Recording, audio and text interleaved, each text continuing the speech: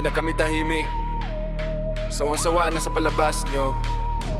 Lahat basa, pero bulsa nyo tuyo raw.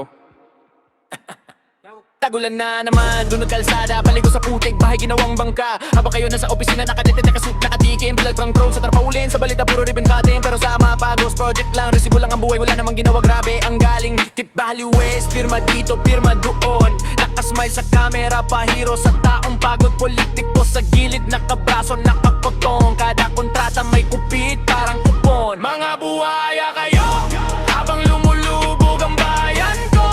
Kickback sa proyekto, go sa kalsada. Kawawa tao, kayaman ng mga sana. Mga buhaya kayo, tubig ang mundo, pera ang langit nyo. Flood control sa speech lang ninyo, pero baha hanggang liig sa amin dito.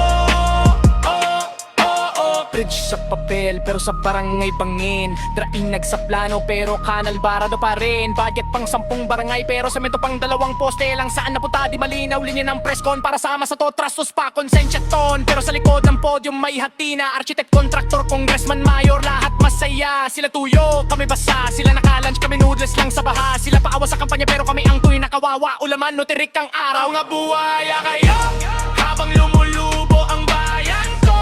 Kickback sa proyekto, go sa kalsada. Kawawa tao, kayaman ng mga sana. Mga buhaya kayo, tubig ang mundo, pera ang langit nyo. Flood control sa speech lang ninyo, pero baha hanggang leeg sa amin dito.